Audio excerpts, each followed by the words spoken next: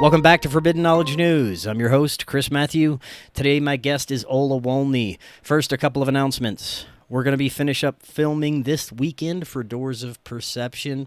If you'd like to help with our fundraiser, you can visit supportfkn.com, or we have links in the description. Anything is greatly appreciated. Also, check out our first film, The Forbidden Documentary, Occult Louisiana. It's available on Tubi. If you'd like to help in any other way with production for our upcoming film, email me forbiddenknowledgenews@gmail.com.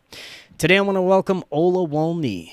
For 15 years, she has held various operational, engineering, and business positions in the oil and gas industry. And from a very young age, she was drawn to sacred wisdom, astrology, and mysticism. In 2017, she was led to a job in the Arctic Circle, which got her involved with local shamans and healers who passed their teachings to her and set her on her path to help others reclaim their power and sovereignty. Ola, welcome. How you doing? Hi, Chris. Very well. Welcome to everybody. I'm doing really, really well. It's been a bit of summer in the Arctic as well. So as you can see, we get that too. So yeah, I can't complain for sure. Excellent. Thank you so much for coming on. I've really been looking forward to getting your perspectives into not only the nature of our human experience, but what may be occurring on a metaphysical level during this era of human history. And you've studied Gnostic texts, the Vedas, Enuma Elish, Emerald Tablets, the Kabbalah, and you've also had very profound spiritual experiences that have led you to your understandings. So we've got a lot to get to, but before we do, this is your first time on. Let the audience know a little more about yourself and what led you down your path. Oh gosh, starting from the boring stuff. So a little bit about myself. What people may be a little bit surprised by is that my background, my sort of matrix, system, corporate background is oil and gas. So I worked for, about 12, 13 years in oil and gas. I'm an oil and gas engineer by background. So I worked a little bit offshore, mostly onshore. So very much that kind of logical brain mind, someone who kind of uses a lot of critical thinking, scrutiny, etc. I'm no longer associated with that path, but I remained within the energy business, as you can imagine, right? But a little bit on a different side. So I probably by training and by nature, I tend to apply that kind of way of analyzing, thinking to anything that I look into. Having said that, I've noticed, I've learned, and I've very much benefited from absolutely integrating the very much intuitive, more sort of feminine way of perhaps understanding things or looking into things and putting the dots together. So that's pretty much my background. I worked in the corporate environment for a very, very long time. Probably around, the pandemic time was when I've decided, or perhaps there was no other way than to come out of the closet with these kind of things that we will be talking about today. So the sort of system path is pretty much closed for me. It is very much closed for me, and I've started walking towards where my sort of soul's been very much calling me towards. I live in the Arctic, in Norway, in the north, in the very north of Norway, very, very far from Oslo. So right now we get the polar day. Here we get a full nice Arctic summer. So I've been also working with bringing people here for the past year and a half, bringing people here to experience this region. Very, very special energy, very special experiences. This is definitely a place that has transformed me inside out. It has prepared me for where I am right now, even though I didn't know at the time.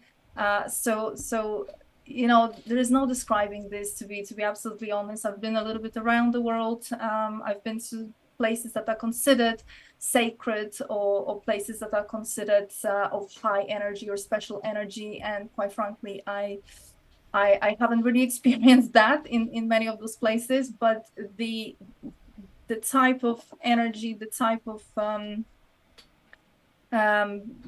spiritual context that you might experience here in this region where I am is second to none. And I'm speaking from my personal experience, but not only. I'm speaking from experience of people who have been here. And you know, it changed their lives, and some of them have become so hooked that they even started to move here to this region. So that's absolutely amazing. So this is the sort of these are the things that I've moved into, and you know, never been happier. Wonderful, great introduction. The more I look into metaphysical, esoteric topics, the more I realize the less I really know when it comes to a larger scale of understanding, because the more I learn, it opens up new pathways and new doors and new possibilities.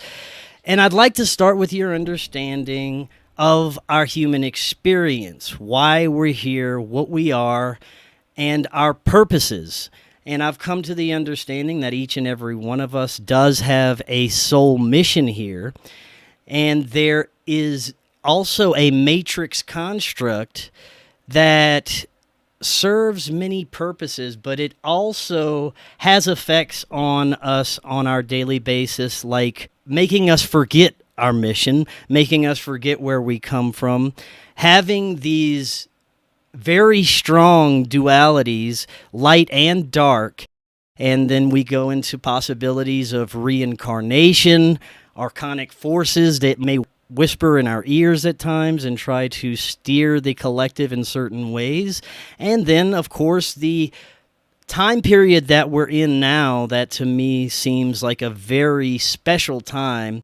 There's very interesting things that we're witnessing unfolding. So let's start there. It's a big question, but what are we doing here? Oh my God, indeed, a massive, massive question. I could probably be here Hey, till tomorrow. We'll take our time with it. We'll dissect it. So one more thing that I probably owe to add about my path and where I came from, and sort of how did I even find myself speaking about these topics, is that, you know, for my whole life, it's been over 40 years, I've been very, very drawn to astrology, numerology. And you know, I know that there are negative connotations, and a lot of people get turned off, but please bear with me, because like I say, you know, by background, I'm an engineer, so I am very much no bullshit, no nonsense. So when I took this path, I wasn't really taking it in this kind of, you know, unicorns and rainbow kind of approach. I studied ancient texts, as you mentioned, in the context of looking for parallels, looking specifically for some kind of information about the zodiac. And guess what? Surprise, surprise, it is everywhere. It is everywhere. For those with the eyes to see and ears to hear, the information is everywhere. It is in the Hermetic text, it is in the Gnostic text, it is in the Vedic text, Enuma Elish, so the Sumerian creation myth. It is in every single mythology of literally every culture. So whether that's Norse mythology, which is very obviously very much, I like to call upon Norse mythology a lot, because that's where I happen to live right now. And but not only.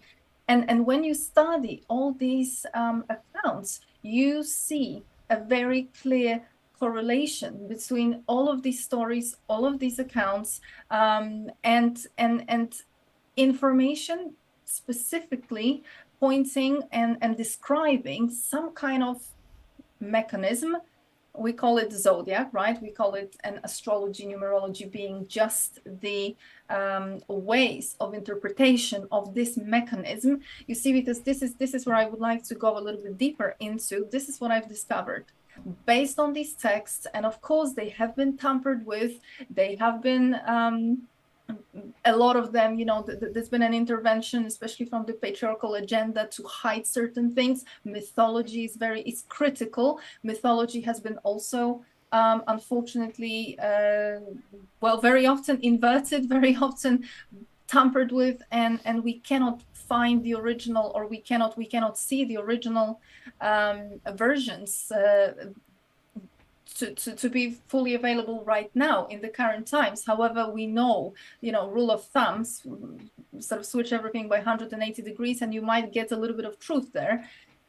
So having analyzed these texts, there is a very, very clear, undeniable picture that seems to emerge, which is the Earth, whatever it is, whatever the shape, whatever the size, the Earth seems to have been at some point in time, and of course we can call upon Sitchin, we can call upon the Vedas, right? And we can sort of draw a bit of a timeline here. The Earth has been invaded by another race or races. I would argue that it's obviously multiple. It's not one race. These are the ones that in the Sumerian context get called Anunnaki, or the gods, or the archons of the Gnostic texts.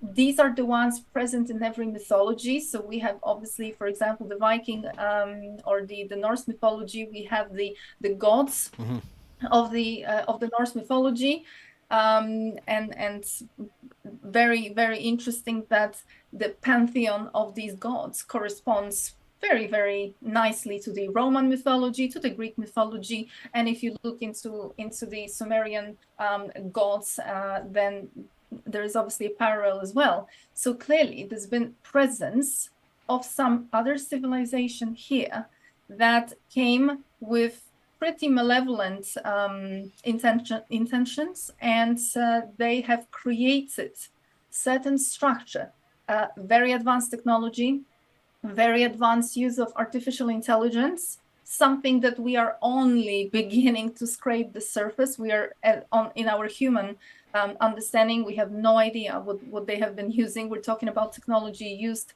tens of thousands years ago that obviously precedes us by thousands, if not, 100,000, millions of years, who knows? So what we see in the ancient texts, and what we see and what we hear being referred to as the firmament, as the sort of construct above, and the gods, seem to be literally the very works of the ones who once upon a time came here. They enslaved the ones that they met here. And of course, a lot of those stories also echoed in the Sumerian tablets. So that interpretation is that goes even a little bit further.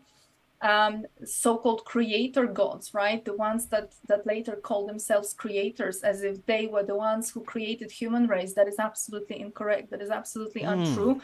Of course, you would have the god usurpers, the race that wants to assert their dominance here, changing the history, right? I mean, we know that history has been changed, and we've been lied about pretty much everything.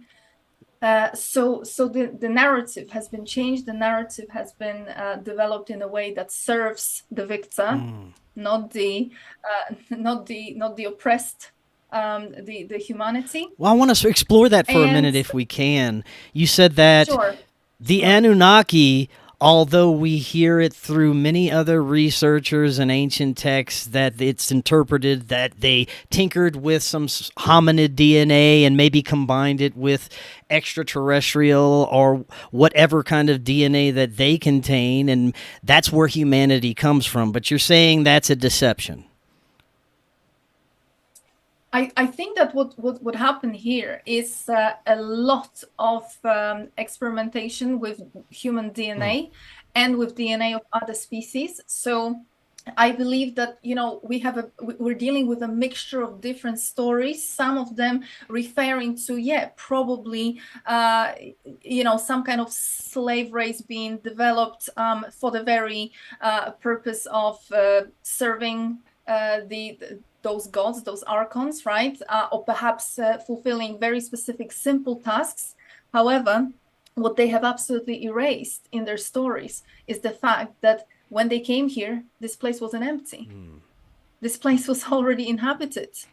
And literally, if we look into the galactic history, it seems that there's been certain wars and conflicts that were happening before anything even happened on Earth. And that's what we find in mythology. This is where we find, you know, the myths of everything that's happening in the sky. So for example, constellations that are depicting a warrior shooting at the maidens, right? And Pleiades being involved. The constellation of Vega, Lyra, right? All of these constellations, the Great Bear, so the Big Dipper or the Little Dipper, depending how you call them. All these stories, you know, these are not fairy tales. These are not fables that happen to be the same across different cultural geographies. These are remnants of some kind of history that people that obviously oral tradition, try to preserve. And if we are able to investigate a little bit into these stories, but perhaps switch off the mind, because you see what I have noticed, and probably you know that yourself, right? That there is a lot of so-called scholars into this topic around the world, and they come up with all sorts of interpretations, and they write books about it. But if they could switch off that you know mind for a minute, they could just possibly find the answers that they are looking for, because these answers are already there. These answers are coded into fairy tales, into mythology. They are coded into a lot of ancient texts that the problem is a lot of people have been failing to interpret. So the story is pretty much there. And if you know the rule of thumb, which is everything in this world is pretty much inverted, right? So the hero or the one who's the oppressor becomes the hero, right? And the oppressed ones become the victims, become the one that needs to be in some way persecuted. Well, that's the world that I think everybody knows. That's the world that we have come to live in. So in that context, absolutely. Did they create the current human race? I'm gonna strongly disagree that no, they have not. Have they been experimenting and doing all sorts of DNA interventions? Absolutely, yes. Have they done this to us? Of course. I mean, look at our DNA. How many strands of DNA do we have, which is called junk? And the only active ones are two strands, right? I mean, that doesn't sound like a regular nature kind of evolution, right? That sounds like somebody tampered with the code. So obviously our DNA have been disabled. Majority of our DNA has been disabled. Why? What's in that DNA that was so inconvenient, threatening, that had to be put offline? And you know what we are left with is literally the kind of basic function of survival, biology, etc., right? And yet you see, this is why we piss them off so much, because even though they switched off pretty much everything to a point of being able to even maintain the system sort of online, right?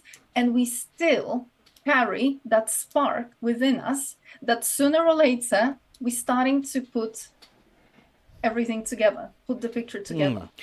So you said that these beings were able to somehow place the entire planet under this advanced technological matrix system.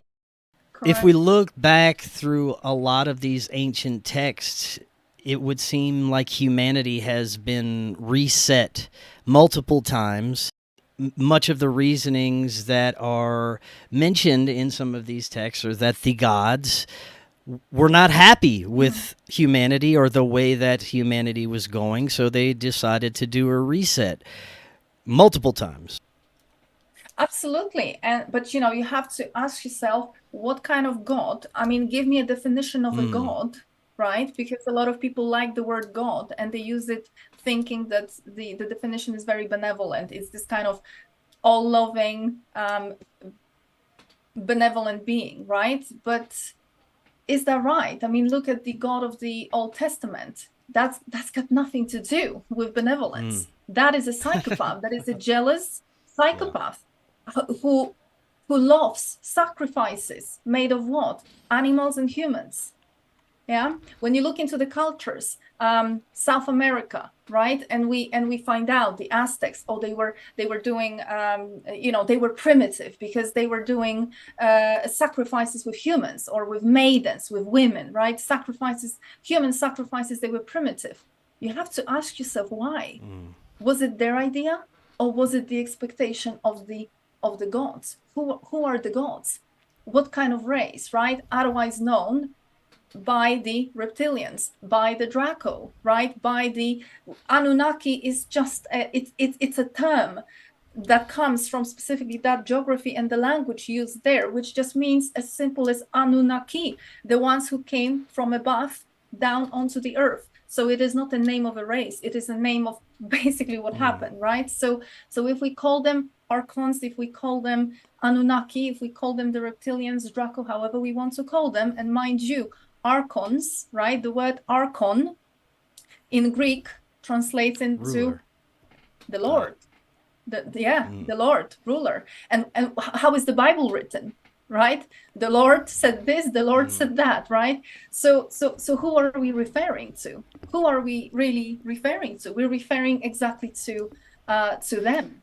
And they're not our friends. Of course there were resets because at some point people would catch on, right? People would get to a point where there was a danger. There was a danger to those in power. Specifically in the ancient texts, and you can trace it back into the Rig Veda, which is the oldest one, so sort of around 12,000 years ago, around sort of 10,000 BC. You can see that in Enuma Elish as well. So the creation myths are very often the same in the Norse mythology, are talking about certain time when this firmament, the dome, has been put in place, the moon shows up.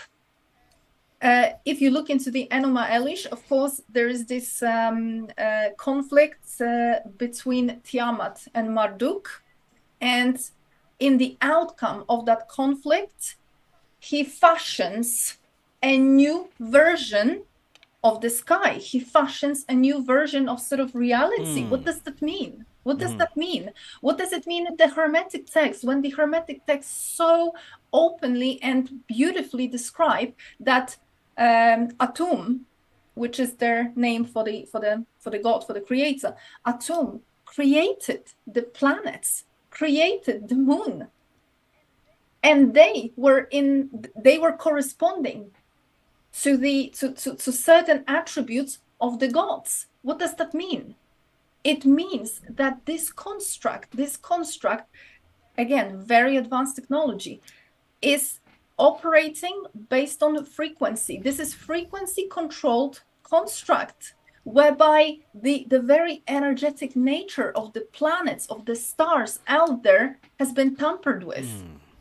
There's been like a lens put up above us, otherwise called as a firmament, right? Otherwise known as a firmament. Something has been put above us to literally put us in a quarantine here on Earth. It's in a way, it kind of disconnected us from that cosmic context. It keeps us, right? And the moon, very, very important moment when the moon shows up, because moon shows up with a mission, right? The moon is not a natural satellite. The moon shows up in the sky. So the moon is placed into the sky around 10,000 BC with a job. And that is frequency control of this realm. So these planets plus the moon, they end up sort of working as a system based on frequency control. And you see, this is the reason why I mentioned I used to study astrology and numerology, but not as some kind of entertainment side hustle, but specifically because this is part of this construct. This is very much part of the construct. You've mentioned in the introduction that we have this free will and we can just, live out our life according to our mission. Do we have a free will? Because somehow looking into astrology and numerology, too much in our life is predictable. As in predictive astrology and numerology, from whatever geography, the Chinese, the Greek, whatever you use, they have been spot on for sort of, take a random person and just run their code. Why is it like that? Well, I just it just slipped my mouth literally now, because there is a code. When we incarnate here, and Hermetic texts talk about it, that this firmament creates a barrier so that a human, the person who lives here, will be incarnating, will be tossed between heaven and earth indefinitely. What does that mean? It means there is a mechanism in place which after death sort of captures the soul, and it's like a recycling factory, it sends it back down. So you cannot escape this realm. You cannot leave and go wherever you want to go. You are in an artificial way controlled after death and after birth as well. So that this plane becomes like it's like a recycling factory of souls. Why? Because nothing about this realm, nothing about this prison that they created, these races created, is obviously for our benefit. This is an energy harvesting machine. So literally, what is the fall of consciousness? The fall of consciousness is the fact that after so many incarnations, right, so many times that the human was tossed up and down, guess what? They, as you mentioned before, they go through that process of wiping out their memory, and they come back here and they get traumatized. Their soul gets shattered into even more pieces. They get traumatized. Their life is pretty much, their fate, as they say, is predetermined. Okay. And the life, I mean, look at most of us, right? I mean, okay, we can say that we thrive, this and that, but majority of the world, people are struggling. Does anybody want to be struggling? No, people want to live a happy, peaceful life. But that's not the case. Why? Well, because we have a gang of psychopaths above us. Those people from those beings from those races, no, not here. They're not interested in being here. They used to be in the past. This is why we have so many accounts of extraterrestrial presence in the past. But in the current times, we have more of the middlemen put in place, right? So the people on top, the people whose names we never hear on TV, right? They are the ones who are the brokers, right? Who would have been the brokers for the last sort of several thousands of years. So this is the picture that we are dealing with. The way you were describing the planets and the stars and the moon sounded like a circuit board that has all these energetic connections, and from what you described, the moon is connected to our reincarnation cycle. Is that right? Yes, the moon is connected to that in a sense that, based on, if we look into mythology, if we look into what we can extract from fairy tales and from legends, from the sort of oral tradition of a lot of cultures in their original teachings, Native American, even the Sami people of the North, here where I am, in their original teachings, all of them, they guard against the moon. The sun is good, the sun is benevolent, and mind you, never masculine. The sun in the original tradition is always feminine. The moon is never feminine, and the moon is never positive.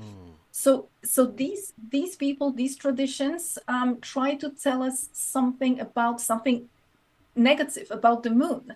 And even where I come from, right, my tradition is obviously Eastern European. In our tradition, we say that the moon, like, avoid the full moon, don't go out, don't sort of interact, don't look too much at the full moon, because the moon steals the soul. We even have a legend. Where I come from, we have a legend, for anybody watching, or maybe Polish speakers. Jan Twardowski, the legend of Jan Twardowski, the man who loses his soul, and a woman tells him, if you want to regain your soul, you need to journey to the moon. Obviously not physically, but there is a certain alchemical sort of context there. But so the moon, always negative. The moon is linked to the process of harvesting the soul, because based on the stories that I've sort of got to and put that together, the moon is literally the white light, the end of the tunnel that you see when you die. So you're being sort of called, right? You've been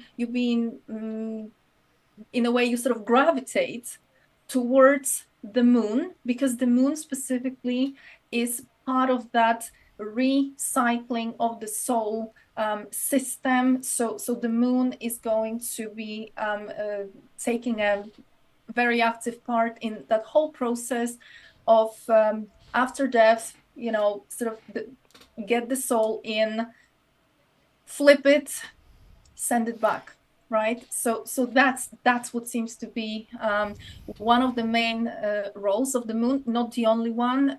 Major frequency control upon our pineal gland and upon our energy centers is steered from the moon. Now, from what you said so far, it seems like what we're experiencing is rather hopeless when it comes to anything outside of this reality. If we are constantly recycled into this, is there something outside that we would understand as source or God? Is there a home for our souls? Is what we're experiencing on some level being allowed? Yeah, absolutely. And I know that so far everything sounds pretty gloomy, but hopefully there will be time to sort of get to the end of the world, which is what we need. And that is the positive. That is the positive, and the hopefully something that gives people hope and something to look forward to. But absolutely, in the context of what you've asked.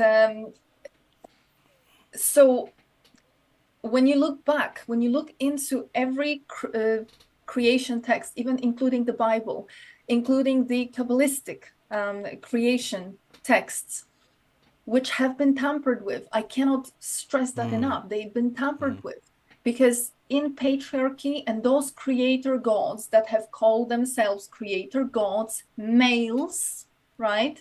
There's been a switchover from creation being feminine, which it still is, because I mean, look at women who gives birth, right? I mean, who gives birth? But we somehow took the bait on the trick of being told, being convinced that creation is masculine. And if you look into those ancient texts, if you look to the original versions of the ancient texts, and if you understand the alchemical interpretation of those texts, original creation is feminine. So there is a very beautiful story of I don't want to call it female, because we're not looking for personification of anything here. We're talking about certain very loving, very benevolent, beautiful, creative force. If that helps. I myself, whether we call it source, however we want to call it, I don't really care. But we are part of it, as in we are the spark of that loving creation. And the problem why these races are even, that they've done what they've done here on Earth, is because they have totally disconnected. They've disconnected themselves from that creative force, the degeneration of that has been that degeneration on a sort of emotional level, spiritual level in those races has been so far advanced that they have lost that connection, and there's kind of no way back, you know. In a way, there's no way back. It's so I would say, you know, let's not look for something outside of us, as in there must be an external God, there must be an external source that's going to save us, or, you know, something to look up to, because mind you, we are very, very programmed into believing that something holy, something sacred is outside of us, and there is a personification into a masculine figure, right? So what we tend to do, okay, if it's not masculine, then let's replace it with a feminine. So let's, you know, then let's call it a mother, yeah, a loving mother. But how about we transcend that as well, and sort of look at it in a more of a context that perhaps this universe is just filled with the highest vibration of creation. Women are fragments, literally, right? Females are fragments of that, so that they could bring more of that loving vibration into any world. They are the ones who are birthing universes, right? That's just our function. That's how this is, you know, this is not a competition. This is just how we are constructed.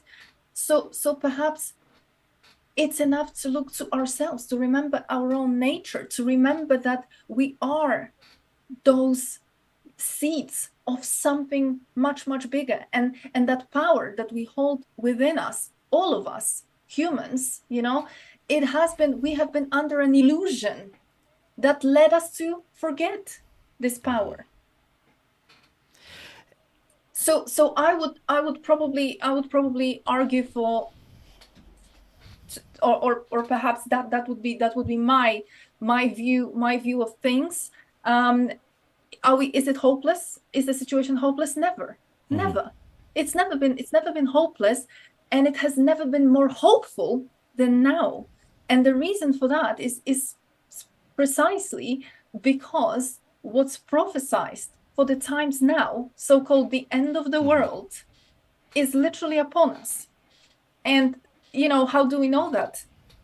We know that through interpretation of the apocalypse, the apocalyptic signs. We know that through the interpretation of Ragnarök, the Norse mythology, end of the world, right? So every culture, again, every geography has some kind of myth or prophecy that's talking about something in the future. But the most promising thing is that we are able to put a timeline on it. How? Well, few things. In the apocalypse, specifically, there is a very concrete celestial event described. A woman clothed in the sun with the crown of 12 the alignment stars 2017, was it? Absolutely. Yeah. Absolutely. That's the alignment of 2017 in autumn. So the sign in the apocalypse that describes the beginning of this event has already happened. So tick, right? And Vatican even confirmed it back then.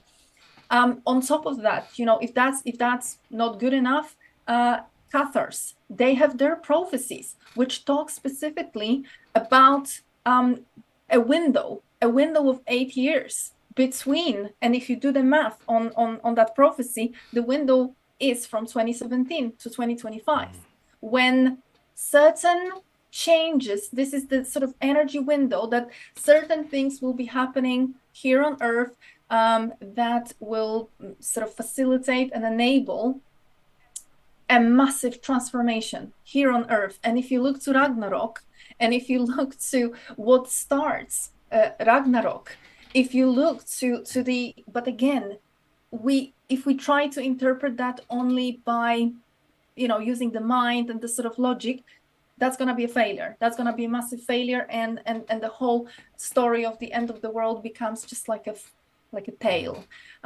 you know. But do we really believe that these people back then, had nothing better to do but just come up with those tales, and everybody in different geographies coming up with the same tale? It's just too much of a coincidence. So again, looking into the Norse mythology, we get even a little bit more information, which is directly confirming what the apocalypse is saying. The woman in the sky is taking the moon under her feet. The moon has been ruling for all these thousands of years. Suddenly, it's at the feet. Of course, it is in the celestial event, as in moon leaving constellation Virgo, so it is at her feet. But there is a deeper meaning, because as above, so below. So there is a deeper meaning, deeper alchemical meaning of that specific situation. Which again, Ragnarok, what Ragnarok says, the Ragnarok, the story of Ragnarok, it says that Ragnarok commences when Uroboros, when the snake biting its own tail finally bites through. What is the ring? What is this? What is that snake representing? Snake biting its own tail, things going over and over and forever and forever. Samsara, the wheel of samsara, the reincarnation forever, over and over. Or the zodiac circle, right? Zodiac above us, the 12, not the 13, the feminine 13, but the 12. So that at Ragnarok breaks. What does that mean? Well, that's amazing news, because it means that something is happening. We're being aided by some cosmic context that plays itself out. Okay, please understand that this is no new agey blabber. These are prophecies from the native culture. These are prophecies from the Cathars. These are the signs from the apocalypse. We just need to know how to interpret them.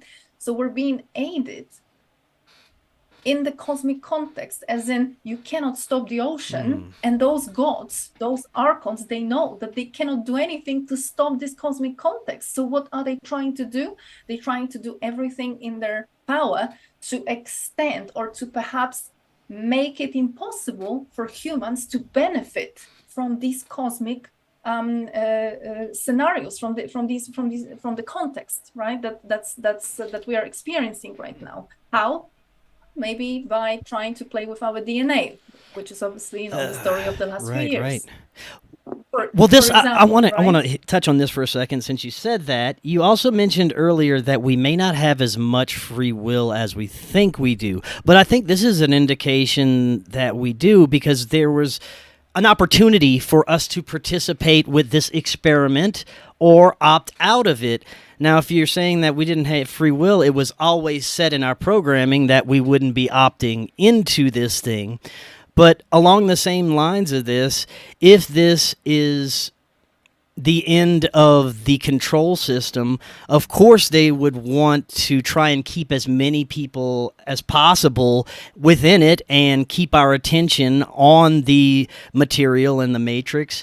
And if we do have the choice to participate within it or not, they have offered us these experimental jabs to possibly see who would be willing to continue to participate in the matrix or not. What do you think? I think that, in terms of we had a choice to participate, the soul had a choice. I think I see it a little bit differently. You see, I think I go very much with what the Hermetic text suggests, which is that majority of the souls that you meet here in this realm are the souls from the reincarnation cycle. So they've been here for eons. They've been up and down, up and down. And when you look around the world, guess what? Majority of people have no idea what's going on. You can present them with the facts. You can present them with information. You can, that consciousness is not there. So where is it? It's been through that reincarnation cycle too many times. It's just, you cannot ask someone to get taller. It's just not going to happen, right? So I believe that many here, there's not been any choice made. They literally, they've been here for eons. and then there are other souls. And the funny thing is, because you see, when I do my astrology readings for people, and I do them so that we can basically decode the person as per what the matrix, what cards is the matrix trying to play with you. So I am absolutely not trying to sort of hook anybody into astrology or numerology. I'm very much an advocate of, you know, let's transcend that, let's escape the code, right? Not deliver it. But the point being is that it's very, very clear in some of the parameters. It's just, you have to know what to look at. You can literally, the ancients were able to look at certain parameters that would indicate if the soul is, you know, more advanced, let's say, or perhaps not from that reincarnation cycle. So I call them the outsiders. I call these souls that they would have been the ones who came into this realm from the outside. As in, they are not part of this sort of up and down heaven and earth, but these are the ones that came here on the job. So when you mentioned that we all have a soul purpose and all that, I believe that some of us came here on a job. And you know, literally, when you read some of the ancient texts, when you read the when you look through the interpretation of the Sumerian tablets, what these archons, what these beings have been trying to do here for all this time, this is not their first rodeo. They did it before. They did it in other places. They did it in the Orion before they started moving and sort of organizing themselves in different places. So in a way, you know, it seems like some of the people who incarnating right now, they are on a job. They're like a task force. They've done this before somewhere else. And specifically within astrology, there are certain things that show that, I don't want to call it rank, because I don't want to kind of make it into hierarchy, you know, you're better and somebody else is worse. But, you know, let's face it, some of us immediately knew what's going on, right, in the last 4 years, and some people until now have no idea and deny everything. So what's going on, right? Well, where is the missing kind of piece there? And so I believe that some of us, some of the souls that are here right now, they came from the outside. Would they never been present here? Not necessarily. They might have come and go because they knew how to get out of here. Cathars knew how to get out of here. There are certain groups, certain secret societies, they know how to get out of here. The witches, yeah, the ones that got burnt at the stake back in the day, they knew how to get out of here. There are, you know, that wisdom has been also preserved. Native American old wisdom, they knew how to get out of What here. about the other side of that? So, Some speculate that there are powerful families and bloodlines that know how to control their reincarnation to where they come back into a very powerful family or bloodline so that they can control things. Absolutely. Absolutely, yes. Because you see, that only confirms that there is a mechanism that can harvest the soul at death. It can literally pull it out as if it was material, right? And it can redirect it or direct it and implement it, place it into whatever body that you want. Right. So clearly we're dealing with a very advanced technology that we can't even grasp. Absolutely. I'm absolutely there with you. And they have been doing that. They have been doing that for ages. They have been doing that for a very, very long time. You know, they look at us as ants. They look at us as cockroaches. They despise us. And anyway, in you know, this is where we can enter into the discussion of the reptilian brain, right? Which obviously we have been also tinted with that reptilian brain context in our experience, which is unfortunately where the aggression is coming from, where the kind of domination is coming from, and submission, and, you know, survival of the fittest, and competition, etc., etc. That's not a human experience. This is a reptilian experience. So these, I don't even know what to call them, people or something, you know, showing up in maybe human form, right? Obviously they don't function based on the same values, they don't live in the same way like the sort of normal regular humans, if you like. And of course they would have been very much controlling their own reincarnation process. Right. Well, let's talk more about what to expect from the end of the world. It's being framed, and it has been for centuries, as the literal end of the world, and it's something that has brought a lot of fear to the collective.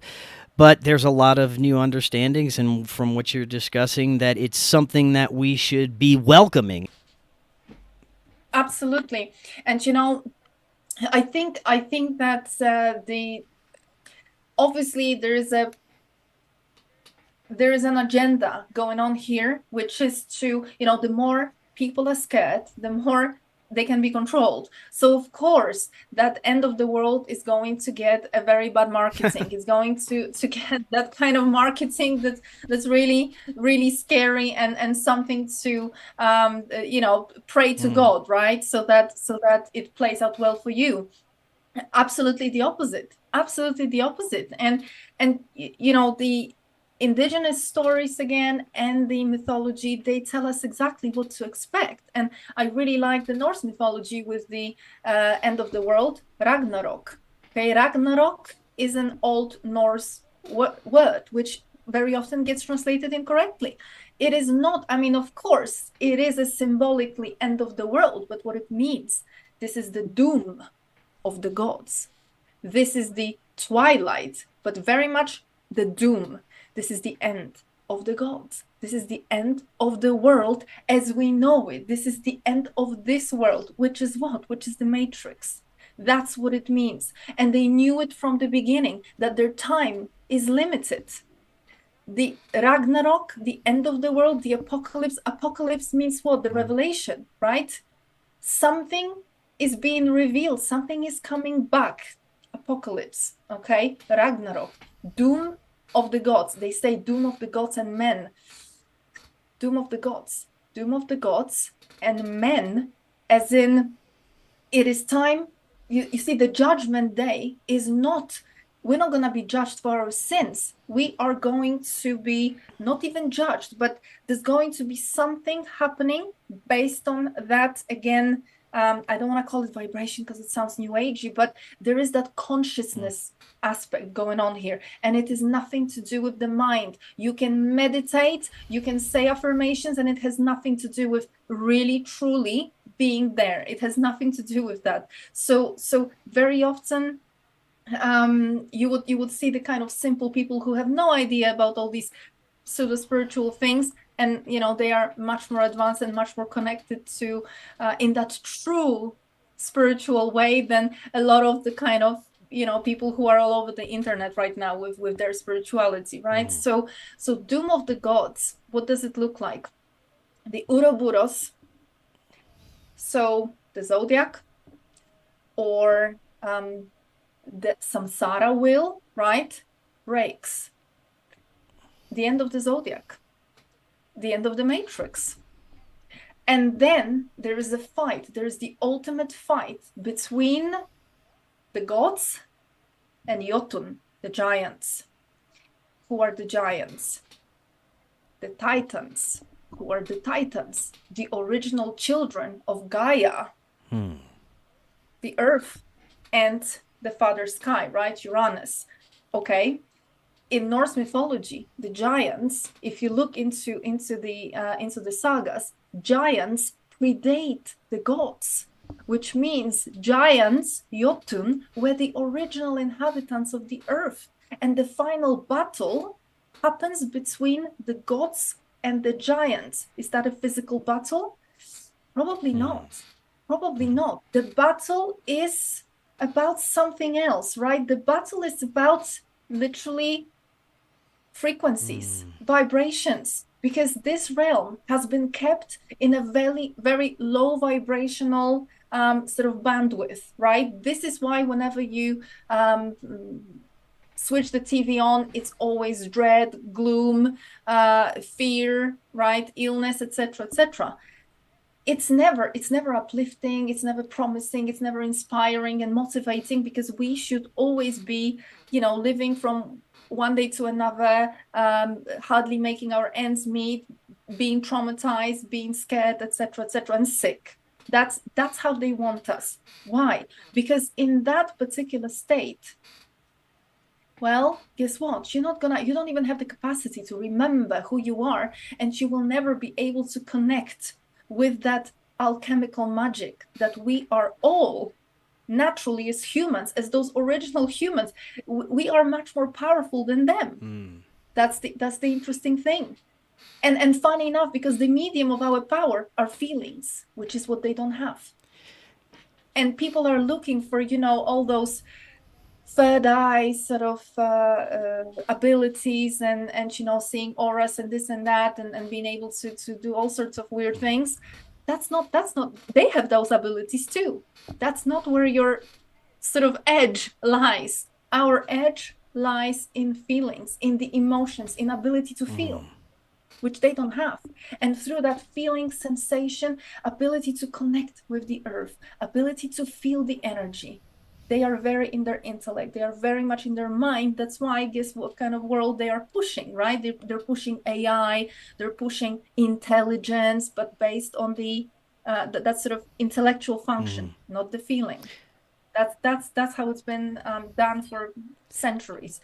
So the Titans versus the gods is not a physical battle. It is a battle based on Titans bringing back, and we are the Titans, the ones who are here, the ones who feel that there's something going on, the ones who are starting to remember something, right? They're starting to remember their purpose. They're starting to remember that perhaps they came here with a mission.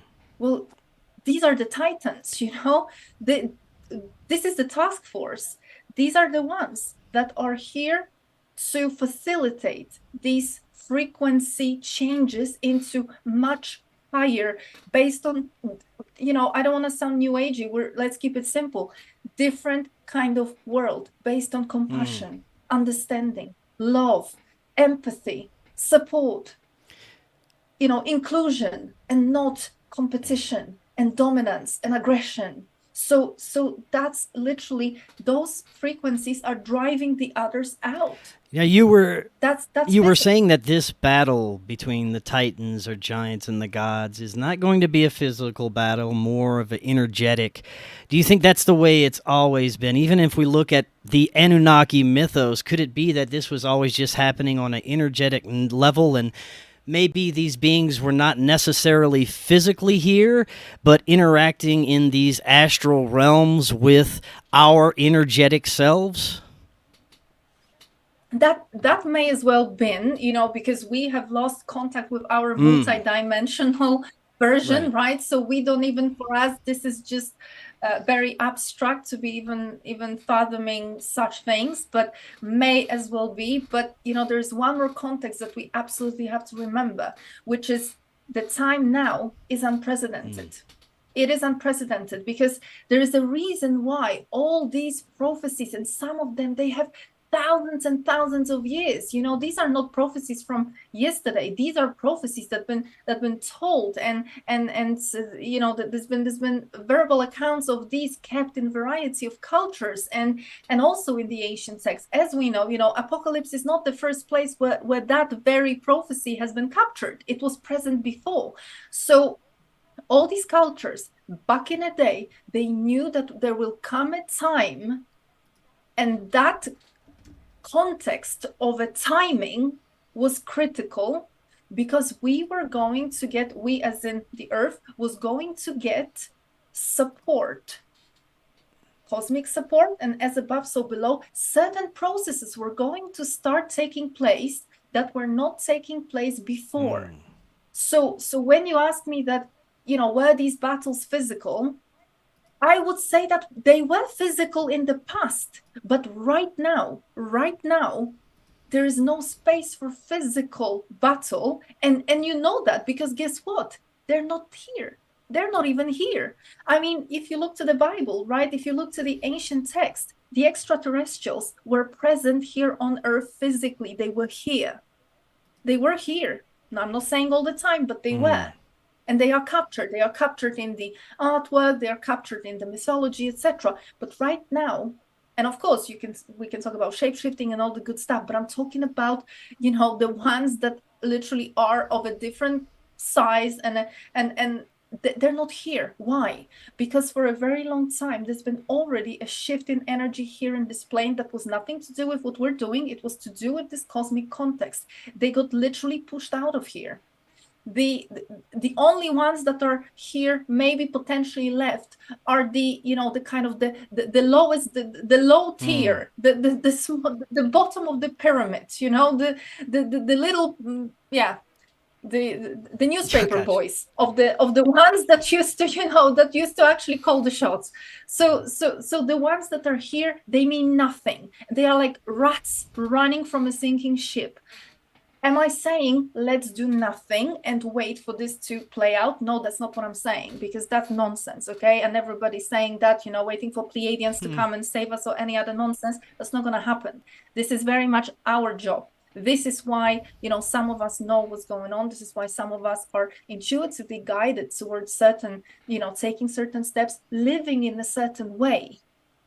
Some of you, I don't know if people know this show. I can recommend it. There is a show on, I think it's still on Netflix. It's literally called Ragnarök. It's a Norwegian show. It came out, I think, 2 years ago, something like that. It's 3 seasons now. And the first 2 seasons, they kind of came out together. And then we had to wait, I think, 2 years for the last season. And you know, the funny thing is, because a lot of people watched the last season and they got very disappointed. And I don't want to spoil it for everybody. Just please go and watch if you like. But, you know, people got disappointed because the 3rd season was meant to be Ragnarök, right? It was meant to be the final battle. And we were waiting for all this final battle. Did the final battle take place? Well, I will let you watch the show and decide for yourself. What was the final battle? Interesting. That's a very interesting take on Ragnarök, which is coming from those that like to, you know, tell us something, right? Because they need to smuggle in the truth with a bit of nonsense. So of course, you know, the gods are portrayed as the good guys and the Jotun, the giants, are portrayed as the bad guys. So there's always an inversion. But, you know, go and see for yourself how Ragnarök plays out. And very deep, very interesting, deep message there. Now, there are some that are speculating that we are experiencing already profound changes in our reality that can be described as the Mandela effect. And I've even experienced small changes in my daily reality that seemingly weren't like this before.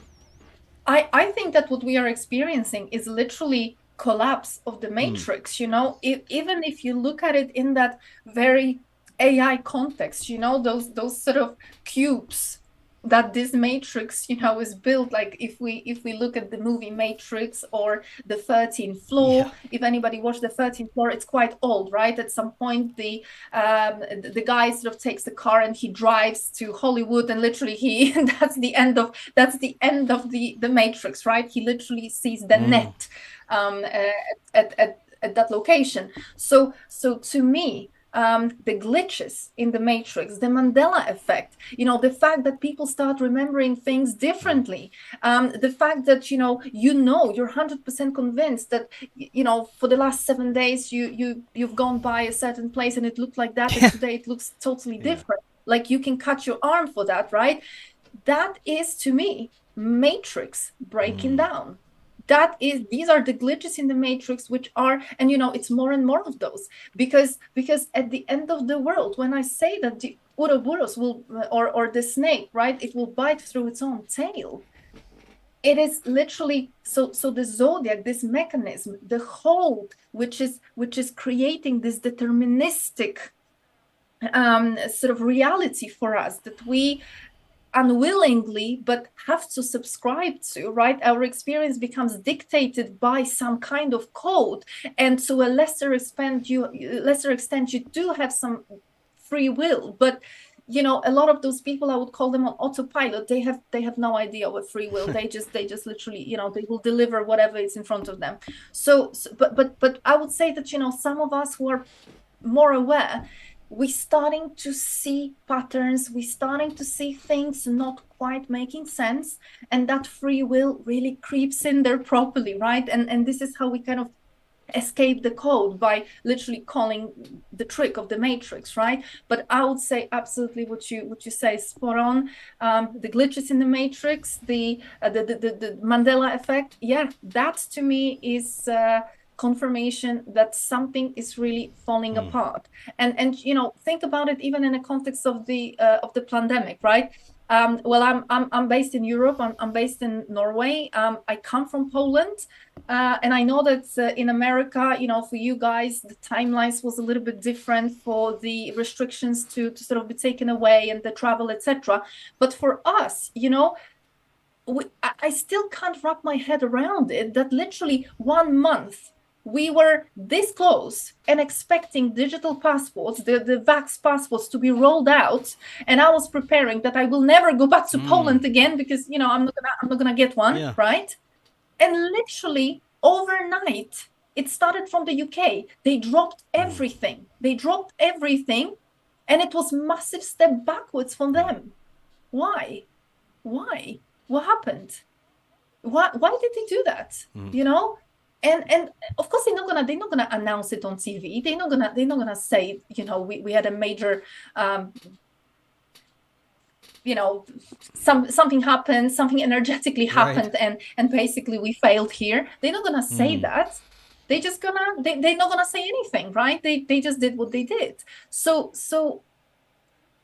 looking at the way they are, the sort of the scenario is unfolding, and also, looking to me at, because again, I think what they need, right? They need our attention, because this is how they create whatever they want. It's us actually that create. They cannot create. They tell us, right? And then it really makes me laugh when all these people on TikTok are, showing all these Simpson movies and all that. The Simpson movies that never existed. This is part of the controlled opposition creating those, creating the memes and everything. And what they want to happen, they put in front of us, in front of our noses, and we deliver that for them. So I always say, why don't you stop looking? Why don't you just stop engaging with this world? Why do you need to engage with this fake, illusionary world? Why don't you start just focusing on yourself and the real world, the Pandora, the avatar's Pandora that's out there, where we were living in a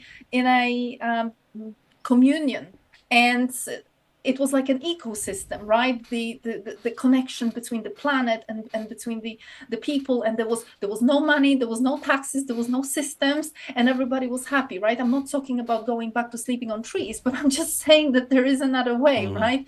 Everybody's talking about Matrix, the movie, being a documentary. I'm arguing that Avatar, the movie, that's, especially the first part, I haven't watched anything else, just watched the first part. That's a documentary of what happened here. Of course, in an inverted versions, right, with the humans attacking. But that's what happened here. So why can't we go back to that? Let's flag out of the matrix, as in, let's stop looking and getting angry at Facebook. Let's stop arguing with fellow awakened or unawakened or whatever, that we know better, they know better. Just leave it. Let's just leave it. And all of us, especially if you are the ones who claim to be aware and awakened, then why do you get pulled into all that nonsense? I love it. That is a great note to end on. Ola, thank you so much. This was awesome. And we'll definitely have to do this again. There's much more that we could discuss. Before we close out, let everyone know how they can find out about you and some of the amazing cosmic wisdom that you're offering online. So I can be found through two websites. They sort of focus on slightly different things. My first website, selfmasteryquest.com. So there you can contact me if you would like to dive into your code, astrology, numerology. So we can look into that. We can look into basically what kind of cards the matrix has dealt you, and how to best stop falling for the code. So how to escape, how to transcend. And the other website, Mystical Arctic Journeys. So of course, this is my way of inviting everybody to come to this absolutely breathtaking, spectacular, transformational region full of primordial energy. You know, you have to be here. I cannot describe it. I tried many times and failed. When people come, it's a totally different experience.